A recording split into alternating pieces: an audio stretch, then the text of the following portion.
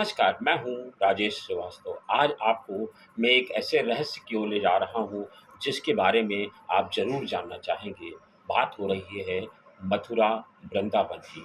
जब आप मथुरा, वृंदावन जाते हैं, तो आप अपनी श्रद्धा के अनुसार और अपनी सामर्थ्य के अनुसार कुछ न कुछ अपने कान्हा को भेंट स्वरूप वृंदावन में बांके बिहारी के मंदिर में ज़रूर चढ़ाते होंगे। और ये उम्मीद भी जताता है हर सनातन धर्म से जुड़ा हुआ लोग कि जब भी बांके बिहारी मंदिर का खजाना खोला जाएगा, तो उसके अंदर करोड़ों के हीरे, जवाहरात, सोने, चांदी और अथाह धन संपत्ति उसके अंदर जमा होगा। ये हम सबकी ऐसी परिकल्पना है। लेकिन आज मैं आपको एक ऐसे सच की ओर उजागर करना चाहता हूँ, जिसके बारे में शायद आप नहीं जानते होंगे। शनिवार का दिन था, धनतेरस का दिन। जब धनतेरस की तरफ पूरी दुनिया खरीदारी में व्यस्त थी और धनतेरस के त्यौहार को मनाने के लिए व्यस्त थी, उसी समय ठीक सुबह अलसुबह वृंदावन में सरकारी विभाग की एक टीम पहुंचती है और बांके बिहारी मंदिर का खजाना खोलने के लिए 54 साल बाद वो मौका आया था, जहां इतिहास सांसें ले रहा था, जहां आस्था का संगम उमड़ रहा था, जहां की दीवारें शायद हर एक ईंट अपनी नई इबारत कह रही थी।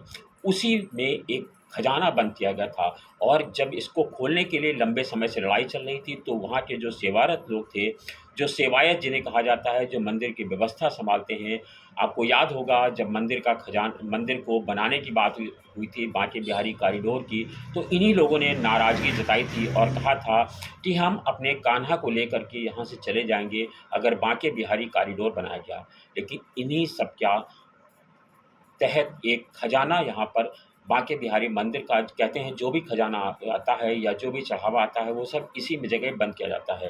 लेकिन इसका ताला आज तक नहीं खोला गया। आधी सदी का इतिहास समेटे मथुरा, वृंदावन, बांके बिहारी का खजाना लंबी मांगों के बाद प्रशासनिक अमले के साथ जब ये खोला गया 54 सालों बाद धनतेरस के दिन, तो यहाँ पर सबकी साँसें थम गईं। हर ओर सन्नाटा पसरा था, पिन ड्रॉप साइलेंट था। बस सबकी साँसें थमी यही इंतज़ार कर रही थी कि जिस इतिहास को समेटे ये कमरा आज खुलेगा, इसमें आखिर क्या निकलेगा? हर ओर कौतूहल था, लेकिन तभी दरवाज़ा खुलता है, चारों ओर सन्नाटा पसर जाता है और लोग उम्मीद जताते हैं कि शायद चाँदी, सोने, हीरे, मोती से उनके पाँव आगे नहीं बढ़ पाएँगे। लेकिन ये क्या? जैसे ही खजाना खुलता है, वहाँ पर कुछ नहीं मिलता है और वहाँ पर मिलते हैं 2 साँप।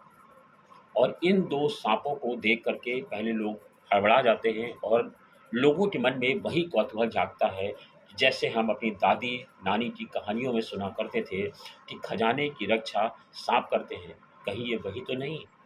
जैसे ही इसकी भनक लोगों को लगी, पूरा वृंदावन उमड़ पड़ा और प्रशासनिक अमले ने वन विभाग की टीम बुलाई। पहले इन दोनों साँपों को सुरक्षित कर लिया जाए। बताया जा रहा है कि ये साँप अ, आकार में बड़े नहीं थे, लेकिन उम्मीद जताई जा रही है कि ये शायद साँप के बच्चे होंगे या फिर पुराने साँप होंगे।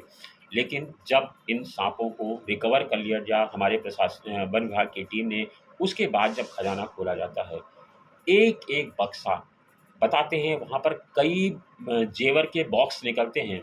लेकिन मैं जो आपको बताने जा रहा हूँ, इन जेवर के बक्सों को जब खोला जाता है, जैसे आप अपने घर में अपनी पत्नी के लिए, माँ के लिए, बहन के लिए कंगन लाते होंगे, तो वो कंगन का जो बॉक्स होता है, वह भी बिल्कुल खाली निकलता है, उसके अंदर कंगन नहीं है। हार का बॉक्स खोला जाता है, यानी कि जो भक्त अर्पण करते हैं, वो डिब्बे सहित उसमें जेवर होता है, उसको अर्पित करते हैं। लेकिन जब वो खोला जाता है, तो उसके अंदर हार गायब है। इसी तरह से कई घड़े खोले गए हैं, जिसके अंदर उम्मीद जताई जा रही थी कि इसके अंदर सोना, चांदी, हीरा, मोती भरा गया है, लेकिन सब के सब खाली, किसी के अंदर कुछ नहीं निकलता है। सिर्फ़ इतिहास समेटे ये कमरा, सीलन भरी गंध, सर पर दौड़ते चूहे, बदबूदार दीवारें, सड़ती हुई लकड़ियाँ, जंग खाए बर्तन और चंद चांदी की छड़ी। इसके अलावा इस बांके बिहारी मंदिर में खजाने में आखिर किसने सेंध लगा दी? ये अभी फ़िलहाल सब और चुप्पी साधे हैं लोग और इसको प्रशासनिक अमले की टीम के सामने पूरी वीडियोग्राफी करके खोला गया है। इस दौरान जो वहाँ के सेवायत थे, उन्होंने नारे लगाते रहे क्योंकि वो इसका विरोध कर रहे थे। शायद विरोध इस बात का था कि कहीं इस खजाने की सच्चाई सामने ना आ जाए।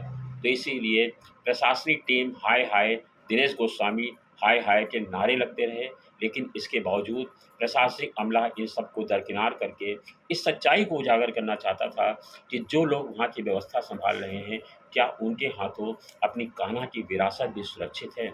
उस कान्हा को जिसको हम अपना सर्वस्व सौंपना चाहते हैं। और शायद मेरा ये मानना है, हो सकता है मेरी निजी राय से आप सहमत ना हो, कि कोई भी भक्त अगर कान्हा के मंदिर में जाएगा, तो खाली जेवर का बक्सा नहीं चढ़ा के आएगा, खाली जेवर का डिब्बा नहीं चढ़ा के आएगा, कान्हा को गुमराह नहीं करेगा, अपने भगवान को धोखा नहीं देगा। हम इतने धोखेबाज तो नहीं हो सकते हैं। अगर हम श्रद्धा है, तभी हम सोने की चेन चढ़ाएँगे, सोने की चेन का खाली डिब्बा तो नहीं अर्पित करके आएँगे, कंगन का डिब्बा नहीं अर्पित करेंगे, चूड़ियों के सेट का डिब्बा नहीं अर्पित करेंगे। खाली डिब्बा है, उसके अंदर का सारा सामान गायब है। अब इस मामले की जाँच की आवाज़ तेज़ हो रही है और लोगों का मानना है, भक्तों का मानना है कि इसकी जाँच की जाए कि आखिर ये खजाना कहाँ चला गया। फिलहाल 3 घंटे की छानबीन के बाद प्रशासनिक टीम के हाथ में कुछ भी नहीं लगा है। 5 चाँदी की छड़ें, 6 स्टील की छड़ें और एक छोटा-सा मुकुट, बस इतनी चीज़ें मिली हैं। ना कोई पैसा मिला है, ना कोई रुपया मिला है, ना कोई ज़ेवर मिला है, ना हीरे, ना चाँदी, ना सोना, ना पीतल, तांबा जैसी छोटी धातुएँ भी वहाँ पर नहीं पाई गई हैं। तो क्या 54 साल से जिसका हम सब इंतज़ार कर रहे थे कि बांके बिहारी का खजाना खुलेगा, तो करोड़ों नहीं अरबों रुपए की संपत्ति हमारे हाथ लगेगी। तो क्या बांके बिहारी हमारे इतने गरीब हो गए? कैसे बांके बिहारी का खजाना लुट गया? ये सब उस इतिहास की दीवारें बरबस चिल्ला रही हैं, मानो कह रही हैं कि कोई हमारी दीवारों की सच्चाई भी सुनो। हमने देखा है उन ज़ेवरों को गायब करते हुए। हमारे कान्हा की विरासत को किसने लूटा है, उस इतिहास की दीवारें चीख रही थीं, लेकिन शायद वो सिमट गई थी सीलन में, वहाँ की बदबू थी, आवाज़ों में, सरपट दौड़ते चूहों की धमा-चौकड़ी ने शायद इस आवाज़ को दबा दिया है। फिलहाल प्रशासनिक अमले की देखरेख में ही ये कमरा एज़ इट इज़ बंद कर दिया गया है और इसकी वीडियोग्राफ़ी की गई है। उम्मीद जताई जा रही है कि जल्द ही सरकार इस पर कोई बड़ा एक्शन लेगी और जाँच की जाएगी कि आखिर हमारे कान्हा का खजाना किसने लूट लिया।